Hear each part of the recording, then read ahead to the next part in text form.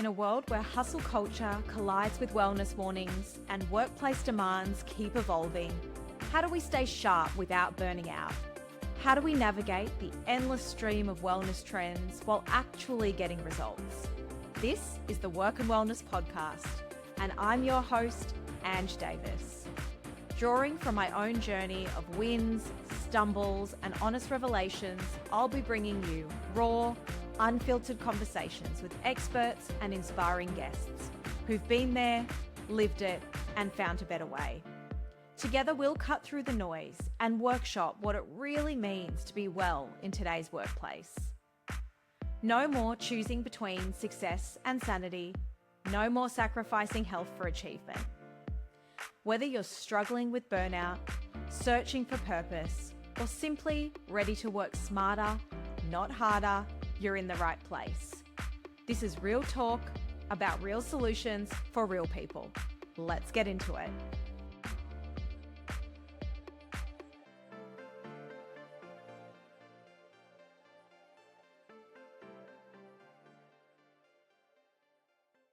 Hello, friends. Welcome to the show. I am thrilled to have my guest, Nell Gadazi, on the show today.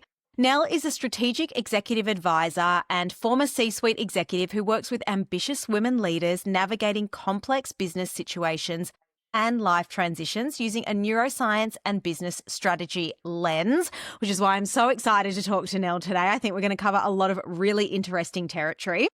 With 15 plus years in investment banking across Asia, the Middle East and Europe, and with education in both neuroscience and psychology, she brings a unique perspective to executive leadership, and one I think executive leadership needs, just personally. Understanding both the demands of high-pressure careers and the neuroscience behind sustainable success. After her own transition from corporate executive to business owner and advisor, Nell now works with women leaders in building businesses and careers that align with their vision without burning out in the process, using a nervous system first approach to leadership and business strategy. Welcome to the show, Nell. Thank you so much, Ange. Just so excited to be here. Oh, we're going to talk about so many great things today, Nell. I think, with both of our backgrounds in psychology, both of our backgrounds in banking. Not that I'm sure a lot of the listeners think banking is interesting, but there's a lot of lessons to be learned. And so I think we're going to cover some good ground today.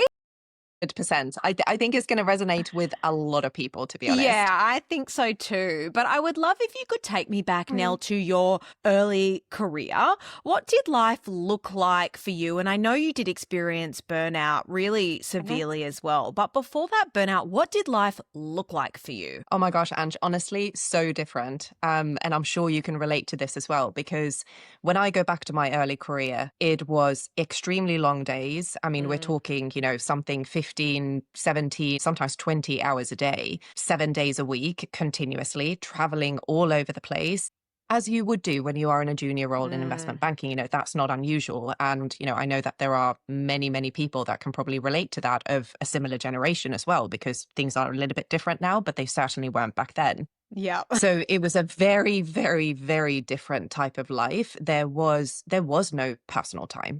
There was no opportunity to hop out to a yoga class, cook for yourself. Everything was always provided, and work was the priority. So it was a very different way of living. I mean, the way that I live now is completely different and how I work now is completely different to what it would have been, obviously, back then, because work was the priority. There was nothing else outside of that. And you couldn't, if you wanted to succeed in that career, if you had extracurricular interests, you were, quote unquote, not committed enough. Yeah. And that was the mindset, especially in those days.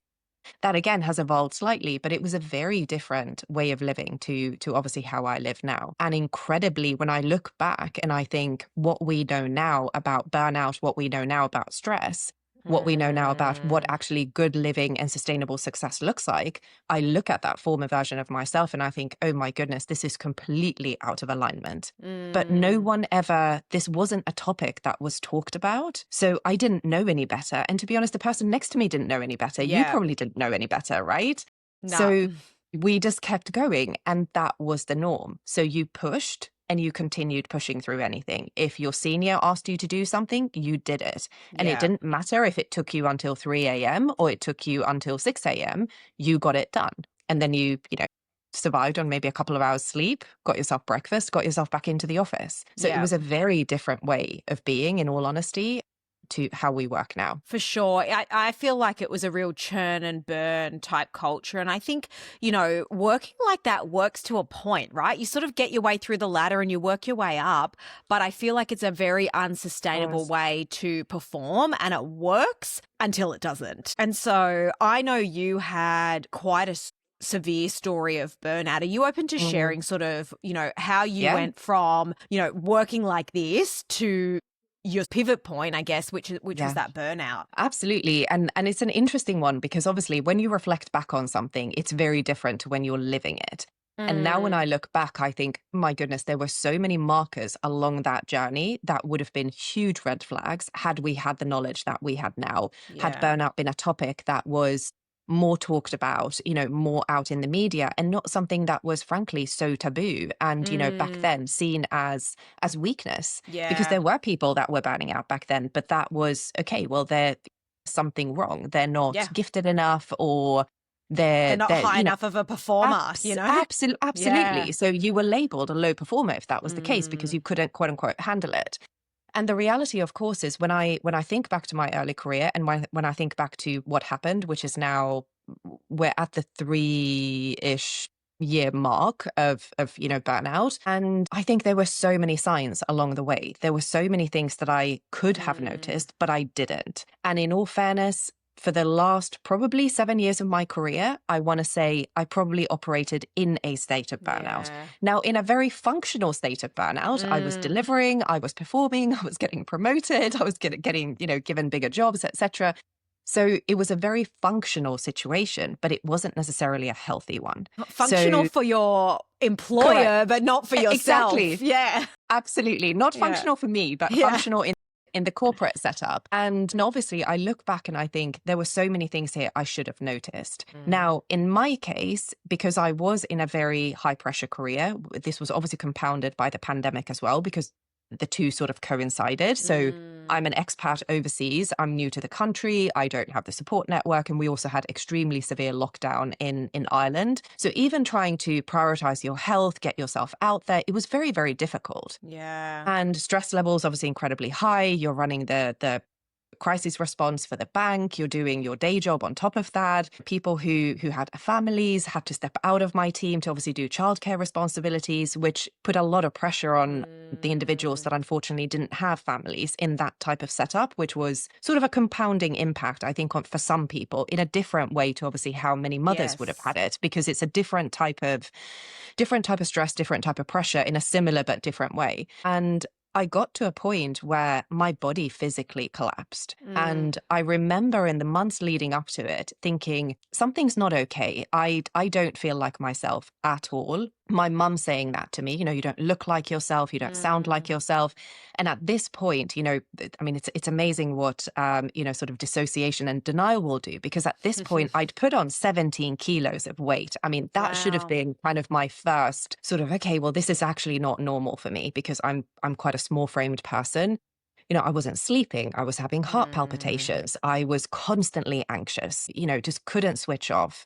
And just constantly that feeling of I'm on edge. But if I stop, everything's going to fall apart. So I can't stop. I have to keep going, because what's the alternative? Yeah. And I kept going until it got to a point where I physically couldn't get out of bed. And I mean, physically couldn't get out of bed for 3 months. And I remember my doctor at the time, I was very fortunate that I had an absolutely amazing GP who actually understood burnout and had great suggestions and, actually was very compassionate about this, rather than Which just is telling me. unusual, right? I Like was I was think, just about to say that. Yeah. They are few and far between. For most people, the response that they get when they go to their GP and they say, I'm feeling stressed, I'm feeling burnt out, is go on holiday Yeah. or quit your job. I mean, that seems to be the standard advice that I keep on hearing from friends, clients, my extended network. And I was very lucky that I had somebody who understood this and had dealt with clients, and or patients, I should say, who had had similar symptoms. And she immediately said to me, you need to be signed off. And I'm not talking about for the next 6 weeks. This is going to be a 3, 6, maybe even a 12-month thing. And the Wow. reality is that it's probably going to take you a year to recover. And of course, I'm sitting there, high performing perfectionist thinking, okay, well, yeah, no, Yeah. I'll have surely I this can done in short. 6 weeks. Absolutely. I'm like, I'm going to make a plan. I'm going to come up with the best plan. I'm going to execute and I'm going to make it happen. And of course, that wasn't the case at all. I mean, I spent 3 months in the beginning just in bed and completely unable to do anything. If you asked me, what did I do in those 3 months? Who did I see? Who did I talk to? Did I go outside? I honestly do not remember. I have Wow. absolutely no idea what happened in that sort of 3 month period of time because of how exhausted I was. And of course, things then started to improve, but it was a very, very severe case. And this is not something that, of course, now you understand it's not something that happens overnight. This was 17 years plus of the hours that we just spoke about, of not taking enough holiday, of not Yeah. looking after myself in the way that I should have been looking after myself, that actually would have been good for me. Working in a way that was completely unsustainable, even though it was delivering results and that's what was expected. But that doesn't work for me. And to be honest, it doesn't work for most people. Yeah. So there is always that compound effect. And whenever I talk to people and somebody asks me, well, how did burnout manifest for you? What were the warning signs, etc.? I will always say to them, there were warning signs 10 years prior to Yeah. this, but they're things that we don't necessarily pick up on. We What do don't they think look that. like? What sort of things would you say were warning signs now that you look back? So simple things like, is your sleep disrupted? Because if your sleep is constantly disrupted, of course, there are other reasons, why that could be the case as well. But for a lot of people, that is actually how excess cortisol, which is our stress hormone, manifests itself. So Yeah. if you are having trouble falling asleep, staying asleep, or you are constantly waking up kind of in the middle of the night, that can be one of the first signs that something is not in alignment and actually your body is not feeling as good as it's feeling. Because stress in itself is not inherently bad, right? We all Yeah. need a degree of stress in our life because that's what pushes you forward. It's sometimes what gives us courage to get ourselves out of unhealthy situations. It's what will help you deliver that one project that you need to deliver on because it gives you that boost of adrenaline and cortisol so that you can keep on going. But where it becomes problematic, obviously, is when it becomes a continuous chronic thing. Yeah. And that's what we see in a lot of, especially women in the corporate world, because it's a low grade chronic stress that constantly builds up over time. And it might start with something as simple as, okay, well, I'm not sleeping very well. Or actually, I'm experiencing, perhaps irregular periods. Or I'm experiencing, issues with my gut, for example. So, a lot of people get diagnosed with IBS, and actually they don't really have IBS. What they do have is high levels of stress. And the Yeah. moment you take that out of the equation, all of a sudden, all of the chronic symptoms disappear. So Yeah. it's usually the small, niggly little chronic symptoms that we're experiencing. And it can be anything from gut related issues to, some people get hives, they get, kind of like eczema, etc. on their skin and around their neck. Very often thought to be, okay, well, this is a skin issue. Well, it's not actually. It could be a stress issue. But we don't look at it in that way. How is your hair? Is your hair, my hair started falling out towards the end. I mean, in absolute clumps. Are your nails growing? It's all of those things. Are you having difficulty getting pregnant? It's the small things that actually are big things, but Yeah. because we don't put them together, and frankly, doctors, to be honest, most of the time don't talk about them in that kind of way, we don't know that they're problems. So I never thought about, okay, well, I'm not sleeping great. I just assumed that I was a terrible sleeper. But Yeah. actually, that's not the case at all. That was very much a stress related issue. And it's And, often how do we fix the symptom, not how do we find the cause.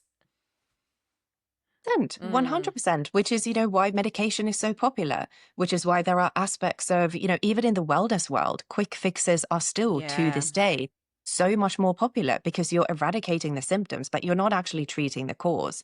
Yeah. And it's an interesting observation, actually, because this is a slight side tangent, but this is one of my frustrations, actually, when it comes to the wellness world has a lot of good in it. But one of the things that frustrates me immensely is when we try to aim for calm, right? So whether or not we do breath work, we do yoga, we do movement, the objective is calm. When the reality is that we're not supposed to live in a perpetual state of No. calm at all. Having that every now and again is great, but you also need activation, right?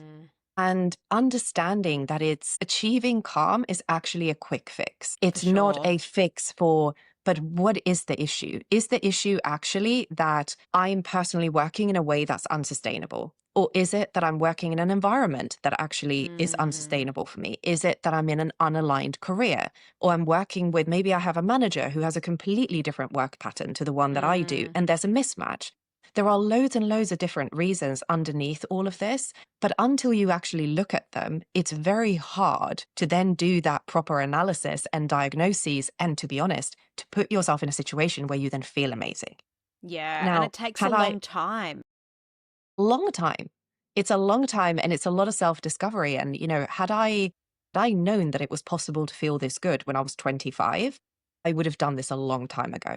But Mm. I didn't know. And to be honest, most people don't know. Yeah, it's true. And it's almost, I often think it's about two things like building stress tolerance. So, what tools have you got in Mhm. your kit to build that stress tolerance? But then also understanding for you what your Goldilocks is, not too little, not too much, just Yeah.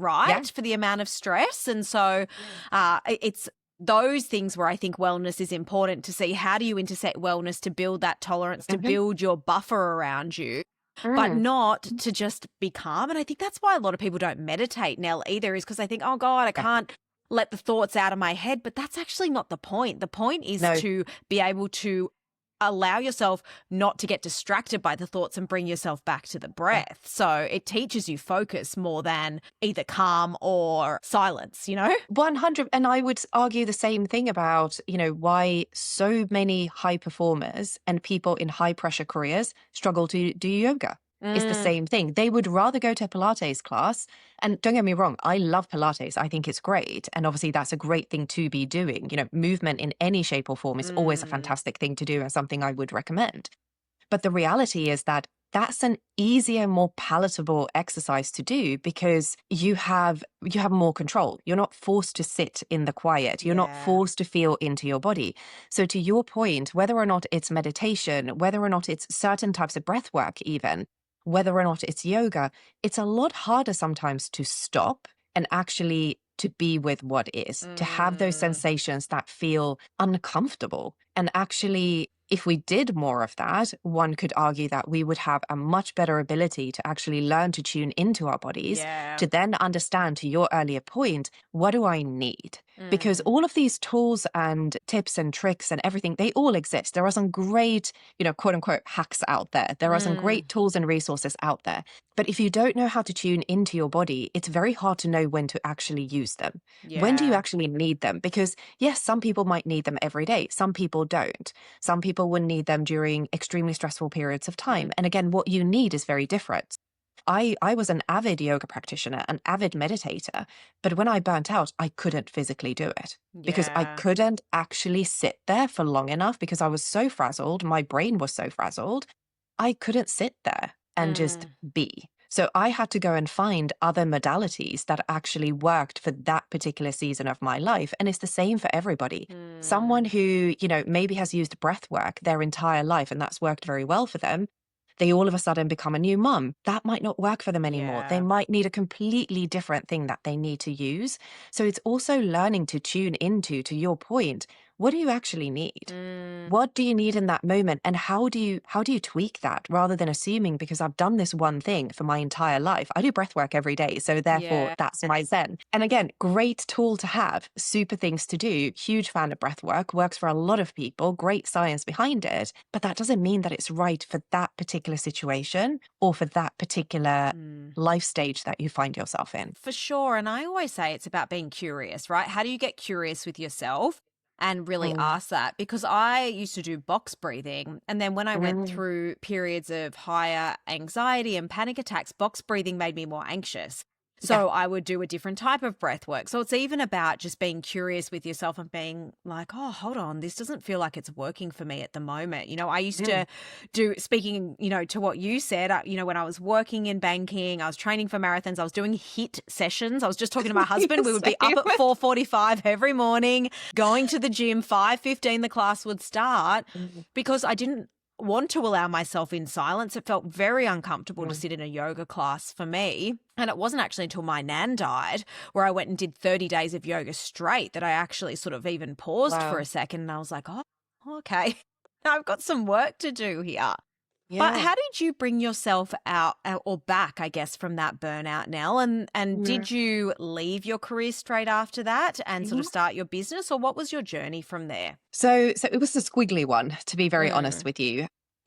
This wasn't something that I had planned. And by the way, before I sort of go into my story, I will caveat this with, this is not the way that I would recommend that anyone sort of necessarily approach the kind of the exit piece, the rehab piece for sure.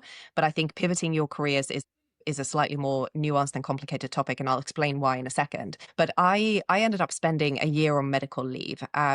Luckily, I had a great employer who had a very great, Mm. obviously medical provision and support and all of those things, which I'm very, very fortunate for. And I'm very cognizant of the fact that there are many people that wouldn't have access to that. Mm. And there are also geographies where, because obviously we're in Europe, again, we have great setups here. That's not the case if you are employed in certain parts of the state, for example. Yeah. That just might not be an option. I was very, very lucky to be on medical leave for a year, which gave me the opportunity to sort of semi get back on track. Mm. Now, to be very honest with you, my full recovery has taken over 2 years. That Wow. is the reality of it. So the 1 year mark was more, I mean, the first 3 months was purely sleeping. It was purely resting. Mm. The next 3 months was, okay, well, now I need to start doing something that resembles something day to day or human or whatever, whatever that means. Okay, I made myself a cup of tea today, like tick in the Yeah. box.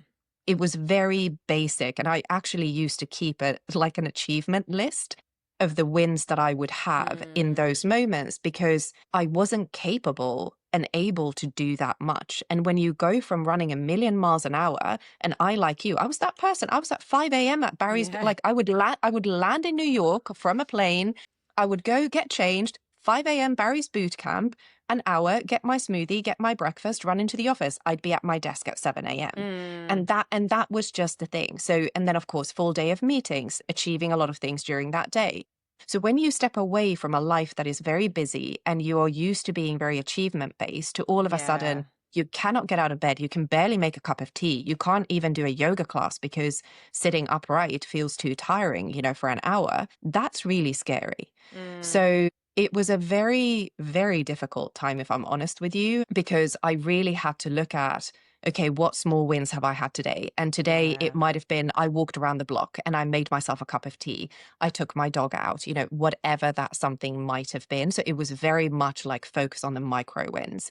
But I also completely overhauled my lifestyle. So started paying, incredible attention to, what am I actually eating? What am I putting into my body? Mm. Because there is a connection. There's a reason why our gut is called the second brain. Yeah. And if we don't address that, recovery becomes very, very, very difficult. So I took a very holistic whole body route to recovery, which meant looking at everything from my nutrition to my sleep to my movement, to be honest, some mindset work in that as well. What am I Yeah. actually thinking about, etc. So it was very, very comprehensive. And it was like a full-time project, if I'm honest with you, at one Mm. point. But it helped and it started making a difference. And I noticed that nutrition in particular was a huge part of my early stage recovery, because it was a great way to try and lower cortisol.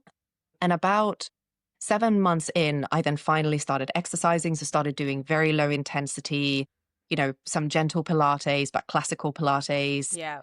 started walking a lot more, just being out in nature. Again, all those things made a massive difference. So it was very much a gradual build. So the same way that, imagine if you're new to the gym, you've never worked out, right? You're going to pick up a 2.5 kg the first day. And then maybe in 2 years' time, you're going to pick up a 65 kg, Yeah. dumbbell. It's not something that happens overnight. And the recovery was very similar. So it was baby steps forward and then it would be baby steps back. But by the time I hit the 1 year mark, I was in a place where my mindset was a lot clearer. I felt like I had really bad brain fog at one point. So the brain fog was Mm. primarily gone. I was able to, I was exercising 4 or 5 times a week. Again, still very gentle, but I was still moving, which was great. I had a lot more ability to function in life. So whether or not that was cooking for myself or, remembering to pay my bills on time, just simple things like that, that Yeah. to be honest, when you're burnt out, it just goes straight out the window. And it was at the sort of 1 year mark where I thought, am I ready to go back Mm. into an environment that I know is going to push me this hard that it broke me? Yeah.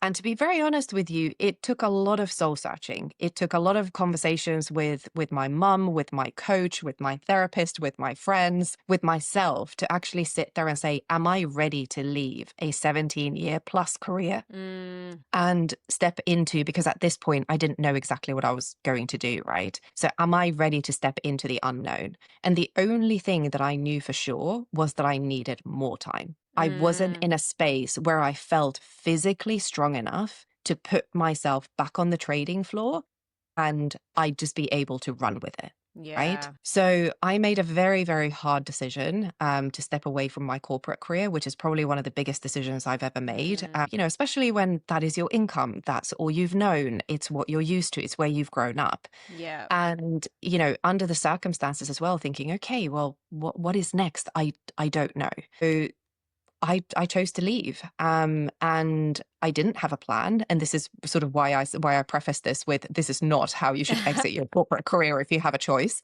You should have a plan. And you definitely should have a financial plan. I didn't have any of those things necessarily because this was not how I'd anticipated things obviously evolving, but it's just naturally how they evolved. And I knew that in order for me to stay healthy and to continue my recovery, I couldn't put myself back into the environment that I'd already left, because that Yeah. environment, it's relentless. And even if I had the best team in the world and the best boss in the world and worked at the best company in the world, and I was incredibly fortunate with where I was at, it would still be, we need this now. Okay, Mm. it's 11 p.m. I'm calling you on your mobile because there's an emergency. That's just going to be the case because that is what the industry is. And I was under Yeah. no, false pretenses with that. So I decided to step away from my career, had a little break, continue to obviously work through my physical issues and really getting myself back to, not just back to where I'd been. I wanted to be stronger and better than I'd Mm. been before in terms of how I felt in myself. And I was also very acutely aware that I stepped away from my corporate career in my late 30s. So there are also, as women, that there's a lot of things that happen in that season of our life, whether or not it's physically with our bodies, whether or not it's with realizations around what we actually want in our life, who we Mm. want in our life, where we want to live. What does that sort of real, authentic life look like to you? And for Yeah. some women, that looks like the life that they're living. For some women, that might be pursuing the corporate career. But there are many women for who that isn't the case. So I was trying to marry up the career with the physical at the same time and Mm. seeing, where do they actually intersect? What are the things that, what am I curious about? The things that I didn't have time to dive deeply into whilst I was still in my corporate career. So I started this process of exploration almost around, Yeah. what is that, not with the intent of building a business, just more with the intent of, what am I actually curious about? What do I enjoy? Who do I want to be in this next season of my life? How do I uncouple my corporate identity with who I actually am? Because that is a whole piece in itself Takes of, a long time now. I mean, a long time, Mm. and it's painful. Mm. And I think it's even more painful, especially if you have been in corporate for a long time. If many of your friends are in corporate, your connections are in corporate, Mm. if you're the only person. So it's really hard to uncouple your identity from your work. I know I personally found that really tough now, like everywhere I'd go, I would say, I do this, but also I used to be in banking, and so I felt like I would always caveat whatever I was doing with the fact that I used to be in banking. I mean, no one cares. People think banking's so boring if you haven't worked in it. Like, they do not care. So I empathize with you a lot in terms of that process of uncoupling your identity. And it is incredible as well how tied our worth is to that. Yes. And to actually the job title that we used to hold, or the amount of money that we used to make, or the company that we work for. Because I did the same thing. I would always say, oh yeah, I do this now, but I used to be an investment banker, or, I'm on sabbatical now, but I am an investment banker, I think. And of Yeah. course, none of that was really ringing true. So even as the words were coming out of my mouth, none of it really made any sense. But that is Mm, the identity that you've obviously built over so many years. And it's the identity that's been celebrated. It's what, I mean, yes. my You're parents rewarded certainly for. celebrated that. Yeah. Absolutely. I mean, my Yeah. dad is incredibly proud that, he had a daughter that was an investment banker and, did all these incredible things. So Mm, that is what we get rewarded for. And I think for that reason, when you do step out of something that is traditional, that is something that people understand, they know what box to put you in. yeah. The moment you step out of that box and actually people don't quite know how to categorize you. And especially I think at this age, it's a little bit different if you're in your 20s, maybe if you're in your early 30s, because you have this allowance for, okay, you can go and experiment, you can do these things. But when you are in your, I would say 35 plus, there's a very real, it's often met with that type of reaction because people Yeah. just don't know where to put you. And for me, just like for you, that process was lengthy. I think it's still in some ways, honestly, 3 years Yeah. on, I think it's still ongoing and it will probably ongo for another 5 years. I mean, who knows, right? As you build this new identity in the new space that you're in.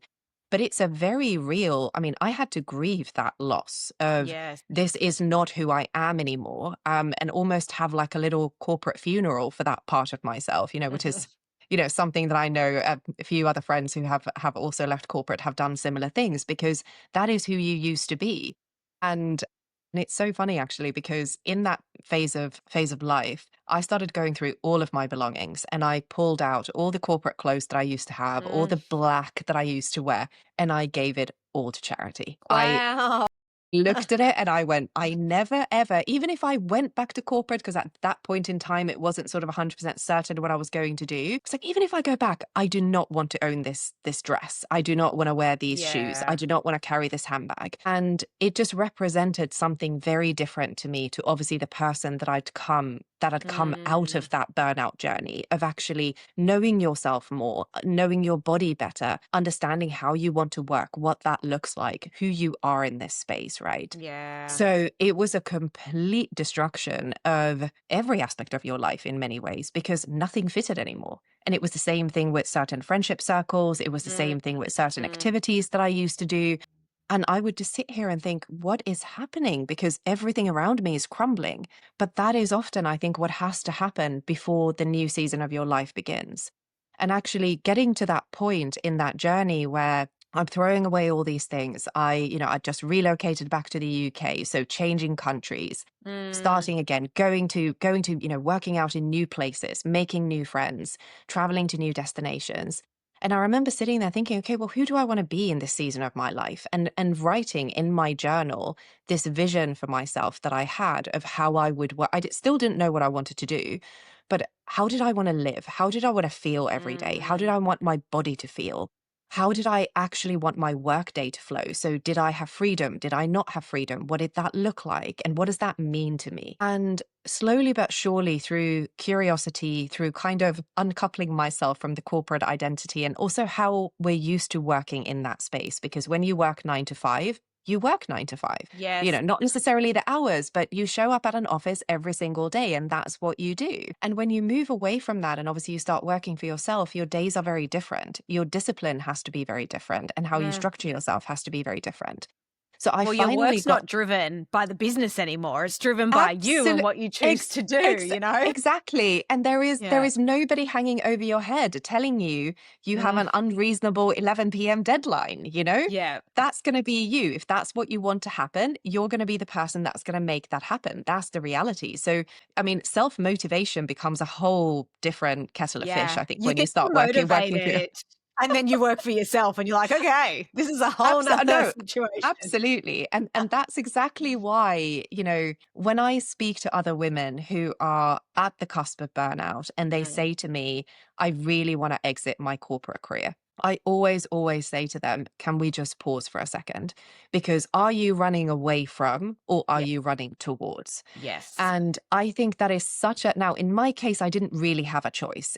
It was a situation of my physical health had to take priority, and that was the only decision that really needed to be made. But for Yeah. many others that are not in that situation, jumping into something too early just because you want to get away from something that's unhealthy, and also because you're feeling extremely tired and probably a bit disillusioned and just a bit done, that's not always the right solution. Yeah. You might actually be better off taking a sabbatical, or, even taking medical leave, or actually just asking yourself what you really want to do and then subsequently build a plan to actually make that happen. So my Mm. transition was very squiggly and it was very non-planned. I experimented with loads of different businesses in the beginning, different ideas, how was this going to evolve? And obviously that's now evolved into very much a portfolio business that I absolutely love. I get to do things that I'm very passionate about and work with amazing people. But it didn't start out that way. Whenever I do meet anyone who tells me that they want to go and do their yoga teacher training, and this is nothing to do with yoga per se, because I Yeah. absolutely love it. And I'm actually a trained yoga teacher as well. But anyone that says to me they want to go and teach yoga in Bali, and they've They're been running away usually.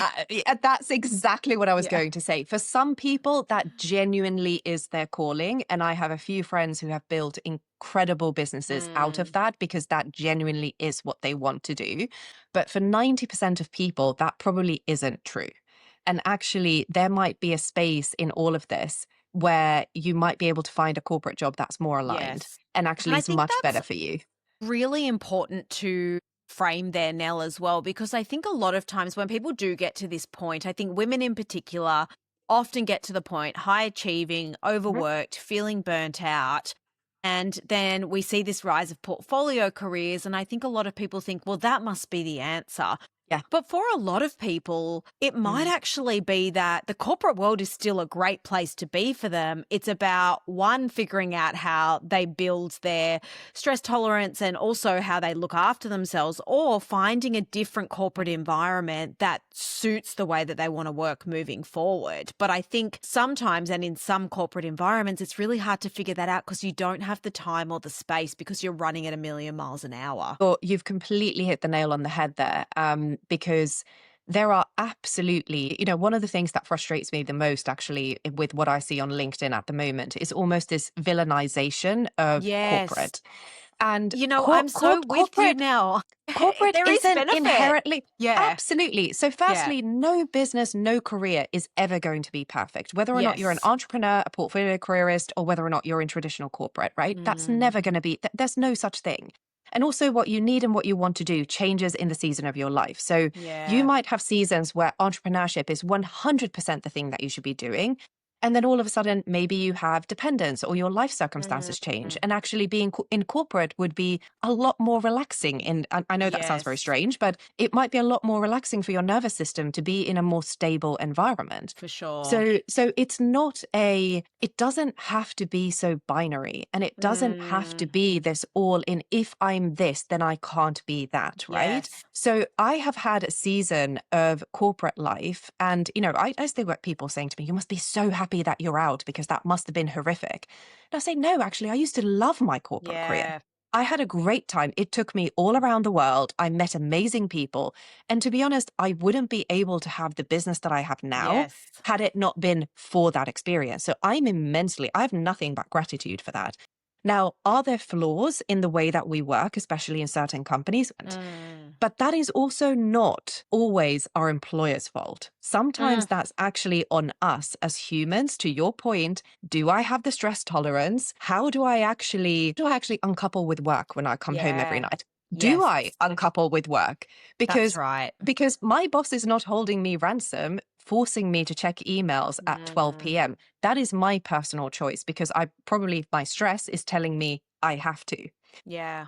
So there is a stress addiction in all of that, which sometimes has got nothing to do with the corporate world per se, but just with the way that we work. Now, that's not to say that there aren't toxic workplaces, that Of there aren't course. certain 100%. industries, because Yeah. they also absolutely exist. And if you find yourself in one of those, please take yourself I out of it as agree. quickly as you can, because that is the quickest way to erode your confidence and, make your stress levels peak and frankly break yourself. if you are in that situation. But this villainization of corporate is something that immensely frustrates me because, in all honesty, had I not done all of the nervous system work that I did during my burnout recovery, and it was extensive. I mean, we are talking several times a day, building back that stress tolerance, working with my cortisol levels to actually get them back to a normal level, understanding how my body works, what is the best movement routine and workout Yeah. routine for me in this season of my life. What do I need to eat for me to feel good?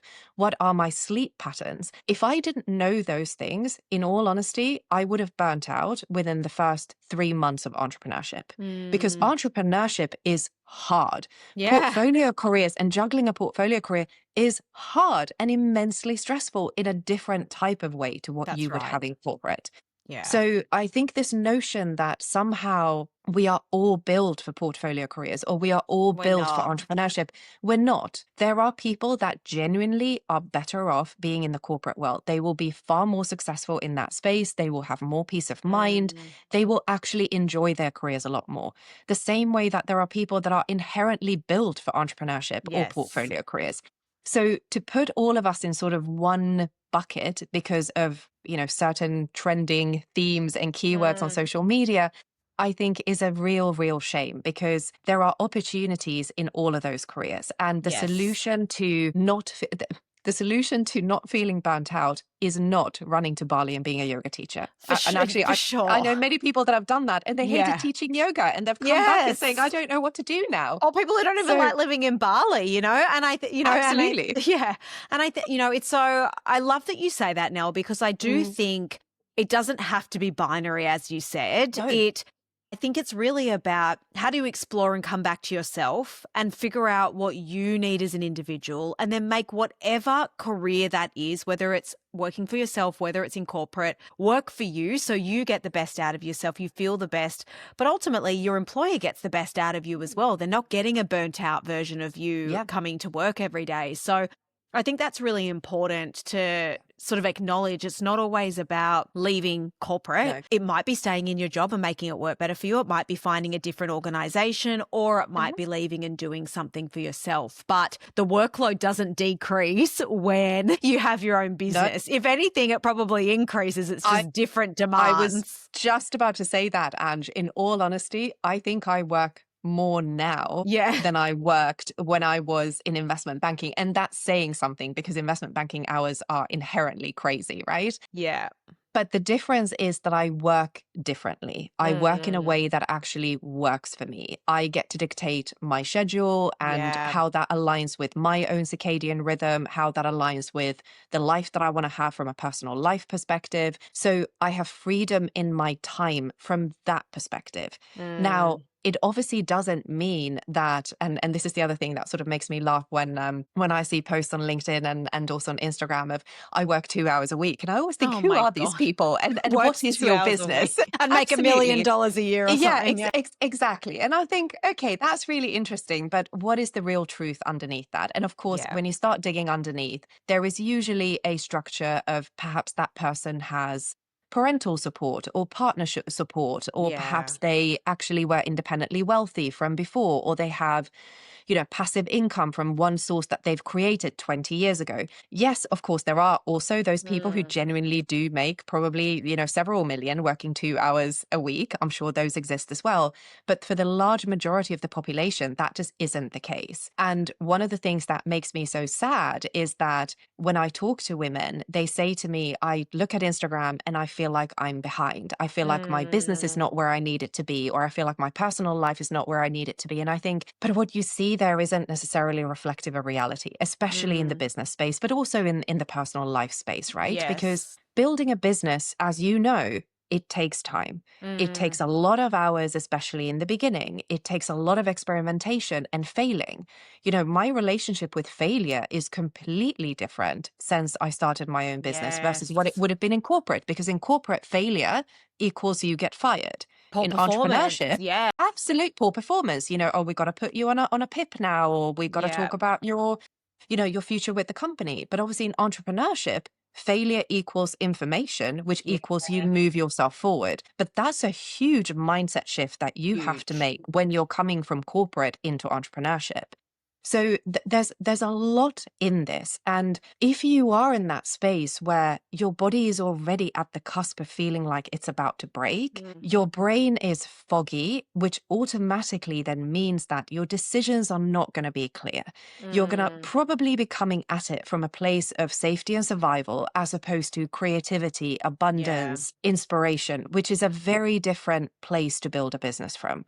So whenever I do talk to women who are at the cusp of just, I'm so tired, I just Mm. want to run away, I always just try to hit the pause button because it's a very different place to make decisions out of versus when you are more in balance with yourself and actually you're more in tune with what do I actually want? Because the other thing as well is, of course, one of my mentors gave me this piece of advice years ago, and he said, what you want isn't always what you need. Yeah. And that is so true for careers because sometimes genuinely you might want the entrepreneurship, but in that moment in time, maybe your family situation doesn't lend itself for That's that. right. Maybe Yeah. what you need, or if you're extremely burnt out and actually what you really need is to go on medical leave, being in a large corporate where you have the opportunities to do that, where you have sick pay, where you have medical insurance, that might need to be the priority. Mm. And that's not a bad thing. And to your point, half of the time, because it's pretty 50-50 in terms of what I see with women when they then return from whether or not it's a Mm. sabbatical or medical leave, 50% of them pretty much go back to their jobs or they find another aligned corporate career or position, potentially even with their company. And they're very happy doing what they're doing. Yeah. The Yeah. other 50% proceed on to something completely different. So it's not always well, I burnt out and therefore I have to leave corporate, or Yeah. corporate is bad because it made me burn out. Because we always, and I know there's probably a lot of people that will hate me for saying this, but we have a part to play in our own burnout. Yeah, I say that even in my workshops when I present back to corporate is I Mm, also did myself a disservice. I kept pushing mm. through and ignoring all of the signals in my body. There's got to be some sort of accountability there for myself as well, Yeah. We have autonomy over ourselves and our bodies. So I'm not saying Mm, that to discount the systems and the pressures that come, but we also have to take accountability for ourselves and our well-being as well. You mentioned mhm, your nervous system work and really working mm, on looking after and repairing your nervous system after you burnt mm, out. How do you see nervous system work intersect with sort of leadership and identity? I think there's a mm. real intersection there, but I Yeah. think sometimes it can still be seen as a little bit woo woo to talk about our nervous system. How do you Mm. see that intersect from a leadership perspective? Yeah, so that's a really good question because I'm so happy that nervous system is getting talked about more and Mm, more because that is becoming more of a topic. I think, unfortunately, to your point, in the corporate circles, and you'll see this, for example, in many of the content that I produce on LinkedIn. I often don't talk about the nervous system in that type in of that sense. I'm way, still I'm yeah. still talking about the nervous system, but I will frame it in a different way because the Mm, reality is that it is still seen as too woo woo. It is still seen as, well, I don't fully understand what this means. This sounds like a medical term.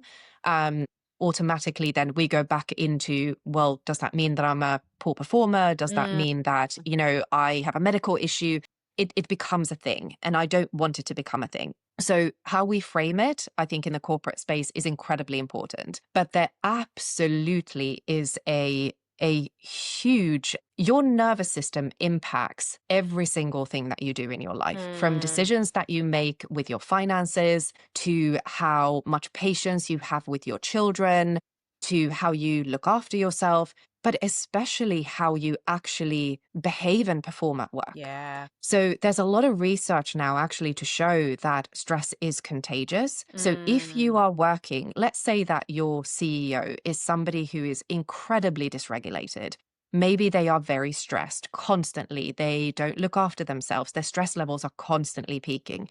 You can guarantee that probably within 3 months of having joined that team, anyone in that team, whether or not it's the executive committee or the support team, mm, they are going to have elevated cortisol levels. yeah. Guaranteed.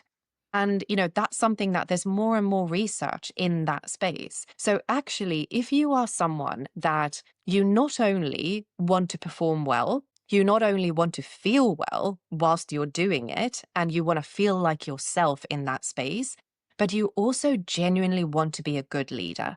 And when I say good leader, I mean someone who makes good decisions, who is patient, who is creative, who is innovative, Yeah. who can take feedback on board. All of those qualities that, again, are very much celebrated in corporate, but we never really look at how to actually achieve them. When you're very dysregulated and your nervous system is in a place of just not feeling safe, not feeling comfortable, constantly feeling like you're on the edge of burnout, none of those qualities are going to come through, Mm. even if you inherently have them. So the best thing that you can ever do as a leader, to be honest, as a leader, as a parent, as a Yeah. friend, as a partner, in any human relationship, is to actually take control of your nervous system and to Mm. get yourself into a place where you understand yourself better. So to your, our earlier discussion around what are your body's cues, where are Mm. you at? Learning to read your own signals, and when you fall, like, when am I out of alignment? When am Yeah. I feeling frustrated? And why is that? Is it because I had a very, very bad night's sleep the night before? Is it because I haven't eaten in 6 hours? What is Mm. it that's driving that? But then also actually doing nervous system regulation daily. If you are in a high stress job, if you don't regulate your nervous system daily, all you're doing is you're building up stress. And that's just going to accumulate. Mm. It's a compound effect. So it's going to accumulate until you get to a point like the one I did to, and eventually your body breaks, right? So What the do you kind of, do to regulate your nervous system daily? What's an example of something that a listener could do? Say they're in a high Mhm, stress environment. What's maybe mhm. one or two things that they could do on a daily basis to regulate their nervous system? So super, super simple. So I'm all about the super simple. Mm, Because when you are in a high stress career, let's face it, who has time for a 10-step morning exactly. We routine? love Because simple I, here. I definitely, I mean, I see some of these things on TikTok and I think, who has the time? Because it definitely isn't most of the people that I talk to. So even simple things like binaural beats in the morning, first thing. Certain frequencies of binaural beats, again, have been shown to actually reduce cortisol levels. So doing that first thing in the morning when your brain is still in a relaxed state is probably one of the best things that you can do. Same thing at night. Going Could you outside. just find that on Spotify, Nell? Could you You just can, type yes, in binaural beats? absolutely. So Yeah. if you type in binaural beats, there will be different frequencies. There's 528, 464, or 468. I can't even remember now. There are different frequencies of binaural beats, but there are playlists on Spotify. So if anyone types in, let's say, binaural beats for relaxation, you will Mm. find whole playlists on Spotify that are targeted at lowering cortisol levels and Oh, actually amazing. making you feel, yeah, it's incredible. So one of the things that I always get, I mean, any client, friends, anyone that will really talk to me is in the morning, put on your binaural beats before you've even got it out of bed. So you're still in bed, Mm. put on the binaural beats and either do a meditation, a visualization, journal, something that whatever resonates the most with you, right? Because Yeah. everyone's going to have something different. I personally love visualization because I love Mm. imagery, but that Mm. doesn't work for everyone. So somebody else might actually prefer to write that down on paper and they write a short sentence on how their Mm. day's going to play out. So today I'm going to feel X, Y, and Z. But you do that at the same time as you listen to your binaural beats. So that's automatically going to allow you to kind of regulate a little bit and start the day not from a place of like fight or flight, but from a place of being grounded. Yeah. Second thing I would do, if you can, and obviously weather dependent and depending on where you are in the world, go outside and get Mm. daylight. Yeah. Immediately. I mean, within 1 hour of awakening, if you can, if you have a dog like me, brilliant excuse to get Yeah. yourself outside immediately. Third thing, protein. Mm. Protein, first thing in the morning. Skip the coffee until you've had your protein, until you've had your breakfast, but have something that will allow you to actually regulate your blood sugar for the Mm. rest of the day. Because we often don't understand, and I certainly didn't. When I was doing my Crazy Berries boot camp at 5 o'clock in the morning and then drinking a green smoothie, I'm like, is there protein in any of that? No, because I wanted to be really skinny. Yeah. That was the motivation. Now my priority is how do I actually have balanced blood sugar? Because I know Mm. if I have balanced blood sugar, it allows me to maintain a certain physique, but it also keeps me healthy and it gives me energy and it gives me all the things that I need. So if you can have a protein rich breakfast first thing in the morning, Mm. you are going to feel so much better for the rest of the day. You will probably not snack when you usually snack. Your energy is not going to crash. Yeah. And those energy crashes is also what causes some of the nervous system dysregulation. The other thing I would just say, which I absolutely love, and I actually get my mum to do this, and she's now like a changed person, Oh. but legs up the wall every night. Yes. Simplest, laziest, but brilliantly scientifically proven way to Mm. actually regulate your nervous system. I mean, if you want to check emails whilst you're doing it, fine, go ahead. Obviously, wouldn't recommend it Reading a book. necessarily. Reading it while you're Read reading your out. book, lay and put your legs up the wall, I find is like one of the best ways to help me just calm and Yeah. get ready for sleep. It's Yeah. it's one of the best things to do, and if you're in a slightly cooler climate, use a hot water bottle on your Mm. tummy just to get that heat to like soothe your nervous system. And then, of course, the final thing that I would just say, and this is more of a regular thing, is move. Mm. Movement is one of the best ways to regulate your nervous Yeah. system. One of the best ways. It's also one of the best ways to stay healthy, to actually Mm. have good cardiovascular health as we get older, maintain bone density, like all of those things, right? Yeah. So, as much as you can, if you are not moving 3, 4 times a week, and that doesn't mean you have to hit the gym 3, 4 times a week.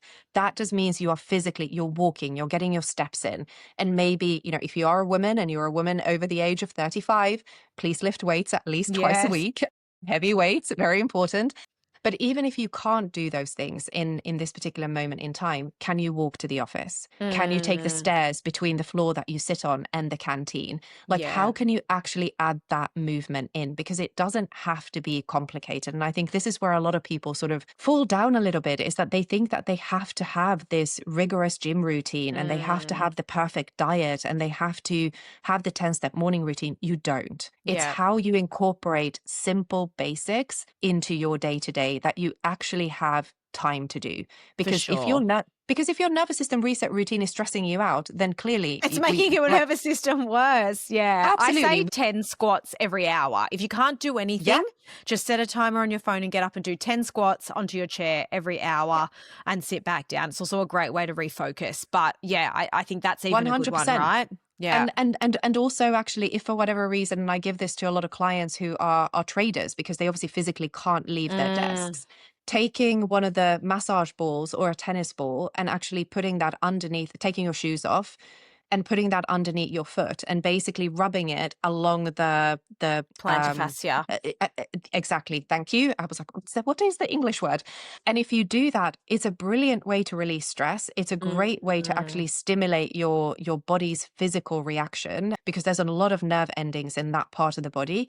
You can do that anyway. You could do that on a plane. You could do that on the trading floor when you Yeah. can't move. So there are always things that you can do, which doesn't involve you going to a gym, doesn't involve you taking an hour out of your day when you don't have it. Mm. And to be honest, if I'd known some of these things, it would have been a lot easier for me to maintain the Yeah. lifestyle that I was living in a healthier way For and in a sure. I much more think sustainable way. they create a buffer. Like I talk a lot about a Mm, buffer, being buffer. They create a bit of a buffer so that you can sustain higher mm, stress moments because you've already got these sort of tools. Those are yeah. great tools now. I love that. I love the binaural beats. I am going to search Spotify for that immediately after this. Honestly, do it. But there's one final thing, Ange, that I just want to add to this. And this sort of it is nervous system regulation, but it's not. It falls into lots of other categories as well. But you have to release emotions. Mm. So if you have had a very, very difficult day at work, your boss has been a complete douchebag for whatever reason, and you come home and you're angry, don't let that stew. If you Yeah. are angry, go to a boxing class. Get that Mm. anger out, punch a pillow, Screaming into a like pillow is actually something that's it's very effective. it is. I have tried that. It is Yeah. very, very effective. But do something. Go Yeah. go for a run. Do something that expels the energy. But Mm. when you're done with that, then you need to sit down. You need to sit down with Mm. your binaural beats. You need to journal, or you need to, meditate or process or talk it out with a friend. Whatever your processing mechanism is. For me, it's journaling. For you, that might be Mm. talking to a family member, for example. But you have to get it out, because that's actually where the stress builds up. It's when it gets trapped and we don't release those things. Because again, Mm. we're trying to achieve calm. You cannot achieve calm unless you first expel some of the Yeah, the difficult stress. emotions and the stress that you're experiencing. So that's just the final thing that I want to add to that list, because I think enough of us don't actually do that to sort of complete the cycle of stress. We just Yeah. let it be, and we start the next day thinking, oh, it's gone away now, I feel better, but it Yeah. hasn't. It's still in your body. For sure. And I think so many people sort of have a bit of a philosophy of like, keep calm and carry on. Everything's fine. And that duck Yes. above the water swimming, but their legs are furiously paddling underneath. And I do think it's such good advice to get the emotion out. If there's one thing that you wanted to leave the work and wellness listeners with today, you've given us so much insight. And I'm so grateful for you sharing your personal story as well, Nell, because I know a lot of people will resonate with that and take so much from it. But if there was one thing that you could leave the listeners with today, what would that be? I think, honestly, it's a good question. But honestly, if there is something that you have been thinking about, or there's something that you have been feeling, whether or not that's, I'm not feeling great in this job, or I'm feeling overwhelmed, or I'm not 100% sure that I'm living in the right country, whatever that is, start taking action. Yeah. Because I think one of the hardest things is when we don't take action. And it might feel difficult in that moment in time, but it's the only thing that is truly, it's the only thing that is between you and whatever it is that you want to create, manifest, whatever words you want to use in your life, right? You are in charge of your life. You get to choose the career that you have, the personal life that you have, where you live, how you live. That is completely within your gift. But in order for that to happen, you actually have to make decisions and you have to take action, because if you are sitting there assuming that things are going to change, guess what? They're not. Yeah. They're not. So take action, take action, take action, because it is the single biggest gift that you can ever give yourself. Yeah. Oh, that's such a powerful way to end, Nell. You know, I often say it doesn't matter what you know, it matters what you do. And Yeah. I think, you know, you've given so many tips. So I encourage listeners, if anything's resonated with you, to think about what's one small action you can take, because the action doesn't need to be big. It just needs to be consistent, I think. So, yeah, I think you've left us with a really powerful ending thought. Nell, thank you so much for your time. I know the work and wellness listeners are going to have loved spending this time with you. Thank you. And thank you so much for having me. I've loved our conversation. Thanks for joining me on Work and Wellness. If today's episode resonated with you, remember, someone in your network might need to hear this too. Share it with a colleague or friend who could use these insights. I'd love to keep the conversation going, so find us on Instagram at Mind Your Grit, where we share daily tips and continue these discussions.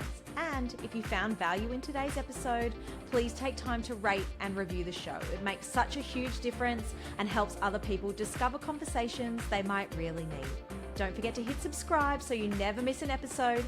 Each week, we're building a community of people who believe that success and well-being go hand in hand. You can find the notes, resources, and links from today's episode at mindyourgrit.com. This is Work and Wellness with Ange Davis. Your work matters, your wellness matters, and this is where it all comes together. See you next week.